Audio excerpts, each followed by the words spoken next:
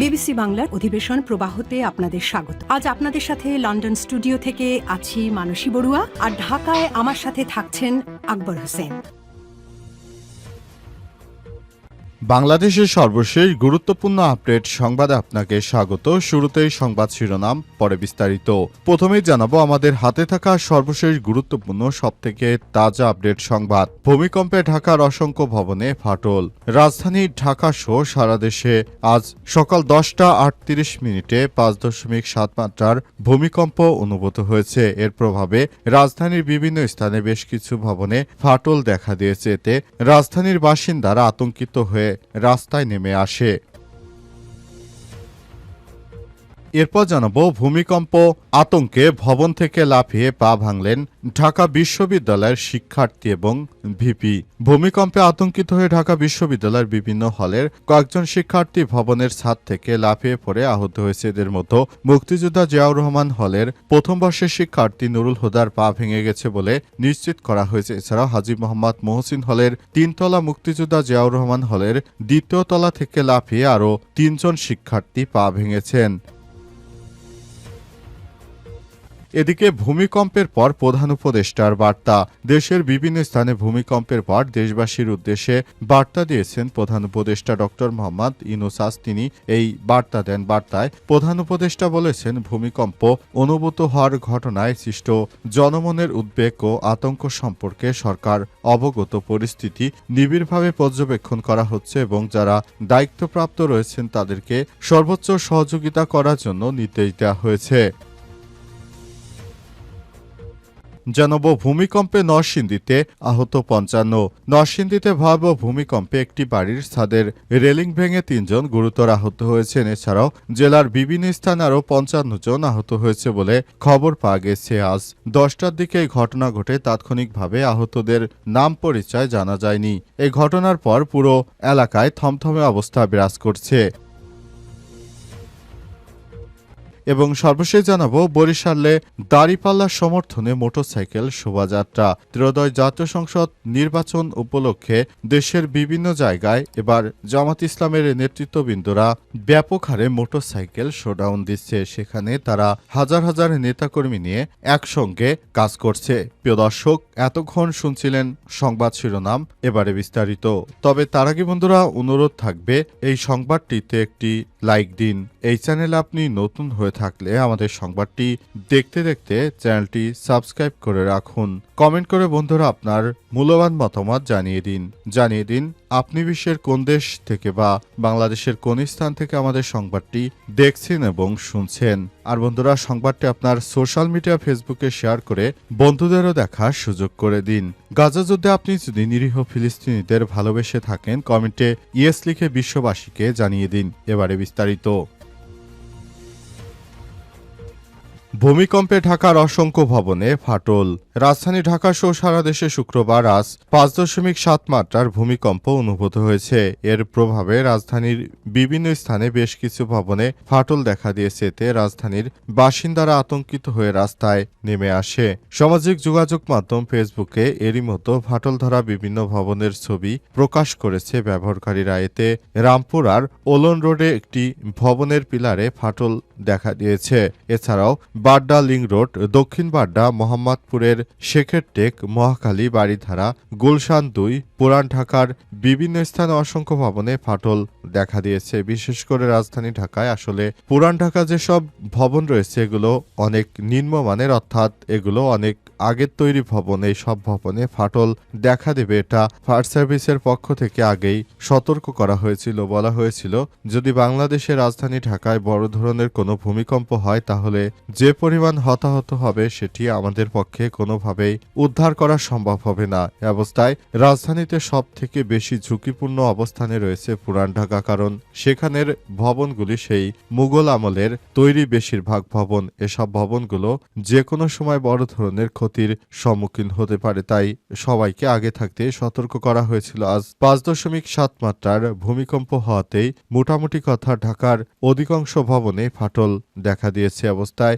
আগামীতে দুর্যোগ প্রতিরোধে বড় ধরনের কার্যকরী ব্যবস্থা গ্রহণ করতে হবে।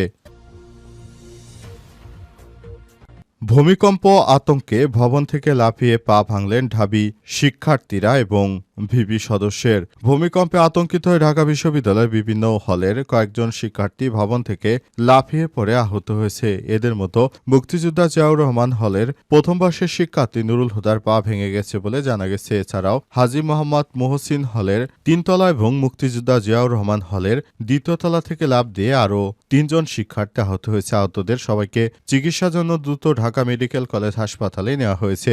হাজী মোহাম্মদ হলের 4 তলা থেকে কয়েকজন শিক্ষার্থী লাফ দেওয়ার খবর পাওয়া গেছে। এর মধ্যে গণযোগাযোগ ও সাংবাদিকতা বিভাগ 2018-19 শিক্ষাবর্ষের শিক্ষার্থী তানজির আহমেদ এবং একই ব্যাচের থিয়েটার অ্যান্ড পারফরমেন্স স্টাডিজ বিভাগের একজন শিক্ষার্থী আছেন। শেখ মুজিবুর রহমান হলের নতুন জুলাই শহীদ স্মৃতি ভবনের কিছু জায়গায় পলেস্টারা খসে পড়েছে, অর্থাৎ যেখানে রং দেয়া হয়েছিল সেসব রঙের উপরের অংশ সেখানে খসে পড়েছে অবস্থায় সেখানে আরও আতঙ্ক দেখা দিয়েছে। ঢাকা বিশ্ববিদ্যালয়ের এক হলের ভিপি প্রার্থীও আহত হয়েছে। হলের ভিপি প্রার্থী তারা ছাদে গিয়েছিলেন। এ অবস্থায় সেখানে 6 জন শিক্ষার্থীর আহতর হওয়ার খবর পাওয়া গেছে। আমাদের হাতে থাকা সর্বশেষ ওই হলের তথ্য থেকে এ বিষয়টি জানা গেছে। সেখানে ওই ভিপি প্রার্থী তিনি ভবনের ছাদে ছিলেন। সেখান থেকে ভূমিকম্প শুরু হলে তারা ভবনের ছাদ থেকে লাফিয়ে পড়ে গুরুতর আহত হয়েছেন। তাদের সবাইকে ঢাকা মেডিকেল কলেজ হাসপাতালে ভর্তি করে চিকিৎসা দেওয়া হচ্ছে। ভূমিকম্পের পর প্রধান উপদেষ্টার বার্তা।